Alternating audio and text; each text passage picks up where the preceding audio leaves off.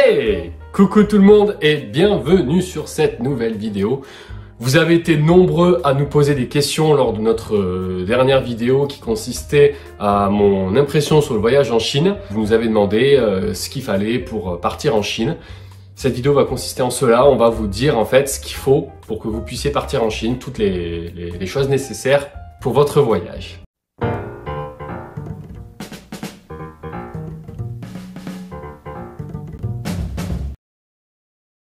La première chose, c'est pour le visa maintenant, cette année, parce que c'est 60 ans d'anniversaire de relation. Les 60 ans de relation entre la France et la Chine. Du coup, pour les Français, aller en Chine, pas besoin de visa pendant 15 jours. Du coup, c'est 2 semaines. Exactement.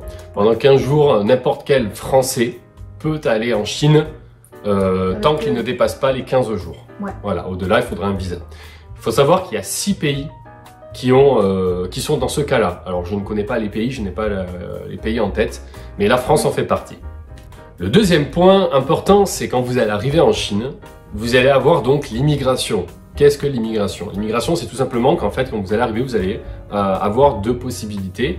Déjà, la première, vous allez devoir enregistrer vos empreintes liées à votre passeport. Donc, soit vous devrez passer dans on va dire une caisse automatique en fait, où vous allez le faire vous-même. Ne vous inquiétez pas, c'est en français. Si vous scannez votre passeport, ça va vous le dire. Ça mettra la langue de votre pays. Sinon, vous pouvez passer avec un guichet. Vous aurez juste à suivre les instructions.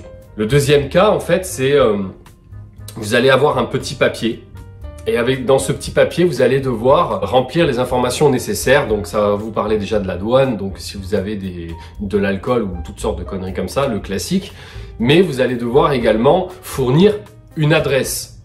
Important, vous allez en Chine, que vous soyez dans un hôtel ou un hébergement chez une amie ou chez votre chérie ou n'importe quoi, vous allez devoir fournir une adresse. Après, pour l'adresse, parce que quand j'ai rempli pour lui, les employés m'ont dit t'as pas besoin vraiment si précise. Juste j'ai écrit le nom de ma ville et le nom de la résidence. Oui, de la résidence. Du coup, j'ai pas écrit vraiment quelle rue, quel numéro de chambre. Non, pas besoin de ça. Après pour hôtel aussi, hein, par exemple, on arrive à Pékin. Si vous habitez à Pékin ou vous habitez à Shanghai, comme ça, juste écrit le nom de hôtel en anglais, ça suffit. Ouais. L'autre information que nous avons aussi rencontrée, moi je ne savais pas, mais voilà, quand vous voulez prendre le train en Chine pour voyager dans n'importe quelle ville, ouais, vous allez devoir acheter votre billet logiquement, mais vous allez également devoir enregistrer, si vous n'avez pas de compte là-bas, votre passeport. Une fois que ce sera fait, vous serez dans la base de données, ce qui fait que vous n'aurez plus besoin de passer par cette procédure quand vous achetez le billet. Parce que quand vous avez acheté votre billet, vous allez devoir scanner votre passeport, la porte s'ouvrira, vous pouvez aller en direction du train. Ouais, du coup, en fait, pour les étrangers, c'est pas vraiment trop compliqué parce que il y a deux façons pour acheter les billets.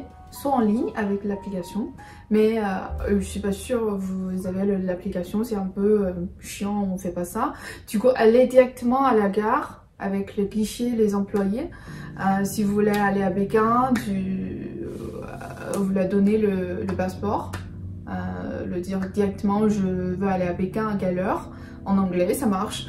Après, il va enregistrer votre passeport automatiquement. Et, vous pouvez passer le machine automatique pour entrer dans la gare. Oui, voilà, en fait, vous scannez comme dans le métro, quand vous passez votre carte, en fait, vous passez votre carte, ça ouvre les portes. Et maintenant, en fait, vous passez le passeport, ça ouvrira la porte et voilà, vous allez tout simplement dans le train. Allez, après, pour bouger dans la ville, évidemment, c'est le métro. Moi, je préfère le métro parce que le bus, c'est un peu trop bouger. Mais dans toutes les grandes villes, je sais pas, le petit village, hein, toutes les grandes villes, le métro, le bus, c'est comme en France, c'est une carte ou c'est un billet commun, on va dire. Si tu as acheté ça, tu peux faire tout ça. Et après, dans la station du métro, faut passer le sécurité de contrôle. C'est différent comme en France, oui, comme dans tous les pays, peut-être, je suis pas sûre. Hein. Ah oui, c'est différent. Ça. Après, c'est une machine, juste enlever le sac. Dedans, après passer dans une petite porte. En gros, c'est un peu comme à l'aéroport, quand vous arrivez, vous devez poser vos affaires, ça passe sous un scan, Vous Oui, passez, mais- si ouais. jamais vous bipez, bon, on vous passe vite fait le petit truc comme ça, voilà. Mais dans tous les cas, à chaque fois que vous prenez le métro, ça c'est obligatoire à l'entrée, voilà. Moi je trouve ça bien, personnellement, voilà. Ouais, après c'est pas si strict. Non, comme non, à l'aéroport, pas besoin d'enlever le manteau. Juste Non, le voilà, petit c'est juste le sac en fait. Ils veulent oui. vérifier que vous n'avez pas des choses un peu, voilà, Ouais, à ouais, l'intérieur. ouais. Pour acheter le billet pour métro, il y a deux choix aussi avec la machine. Les machines, il y a la version chinoise, la version anglaise. Après, chaque métro, presque chaque station de métro, sauf les super petites stations, il y a des guichets aussi, comment dire.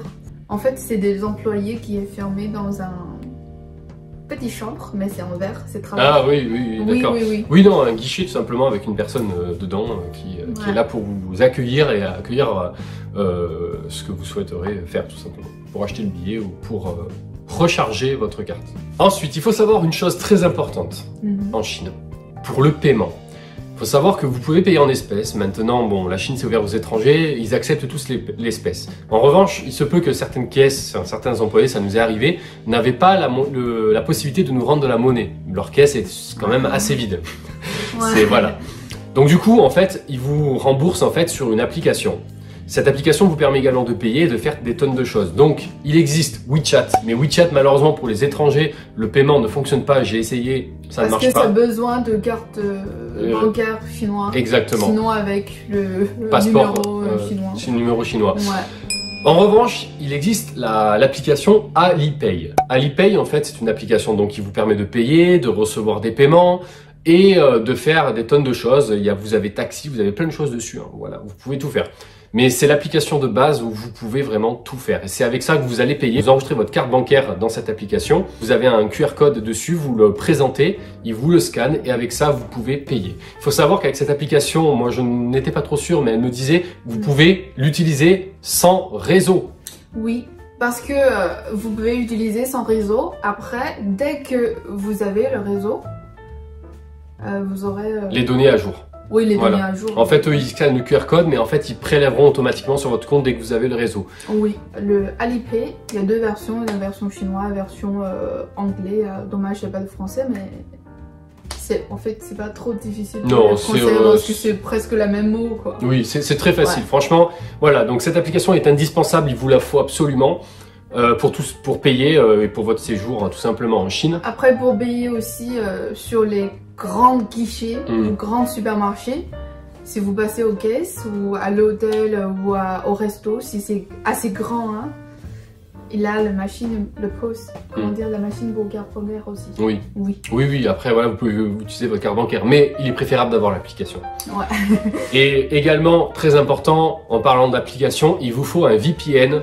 Donc le VPN, vous pouvez en trouver en tout genre. Vous avez les Ghost VPN, les NordVPN, mais également le VPN chinois. Mais je dois vous dire que, comme mon ami m'avait dit, elle est rentrée de Canada. Le NordVPN marche pas en Chine. Du coup, je suis pas sûre, j'ai pas essayé, mais j'ai essayé. Mon VPN, ça marche bien, ça va. On vous mettra l'adresse du VPN que moi j'ai utilisé personnellement, c'est le sien, c'est un chinois, il marche très bien, on vous le mettra juste là dans la description. Oui, après il faut expliquer que j'aimerais bien vous expliquer, en fait cette application, c'est tous mes collègues français m'a recommandé ça. Du coup, pour les français, pour tous les portables, ça marche.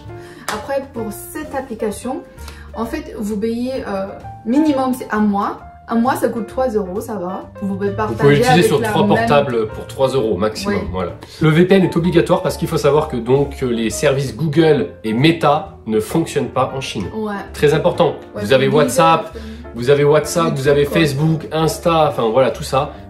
Vous n'avez pas de VPN, vous ne pourrez pas les utiliser. Sachant que vous ne pourrez pas télécharger de VPN si vous êtes en Chine, ça va être plus compliqué si vous ne connaissez pas. Donc téléchargez-le en France. Comme ça, quand vous arrivez en Chine, vous appuyez sur le petit bouton qui activera le VPN et là, vous pourrez tout utiliser. Pour le SIM. La carte SIM.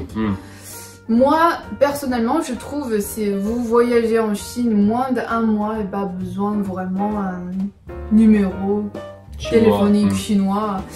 Et du coup, je sais qu'en France, il y a de l'opération. Il y a des opérateurs. Hein. Les opérateurs, oui, qui fait des trucs comme ça. par exemple, il y a Free. Mhm. Je sais, Free, il y a un truc. Après, si vous faites des trucs comme ça chez Free, je crois, il y a VPN directement. Pas besoin d'acheter VPN séparé, quoi. Peut-être c'est plus pratique.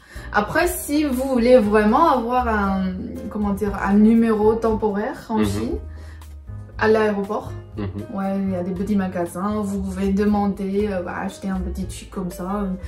Mais franchement, moi je trouve pas besoin, parce qu'à l'hôtel, à tous les restos, l'aéroport, tous les magasins, il y a des Wi-Fi. Du coup, en fait, le plus important, juste le Wi-Fi et le VPN. À moins que vraiment vous êtes un peu seul, vous avez un peu peur et que vous voulez avoir du réseau dans la ville. Par exemple, vous êtes en plein extérieur, il n'y a pas de réseau et là vous voulez être rassuré, utiliser, je sais pas, Google Maps ou n'importe quoi pour vous repérer. Oui, là vous pouvez si vous voulez, mais sinon vous avez du Wi-Fi partout. Il a mentionné le Google Maps, dommage, tous les Google marchent pas en Chine parce que Google est déjà sorti de la Chine. Et si vous voulez utiliser le map. Le map, je vais vous proposer une application, ça s'appelle Gold. On vous met le lien juste ici. Et voilà ce qu'on pouvait vous dire pour préparer votre voyage en Chine. N'hésitez pas, si vous avez des questions, à nous le dire dans les commentaires. On vous dit à la prochaine pour de prochaines vidéos. Donc abonnez-vous, ne manquez pas tout ça. Bye bye.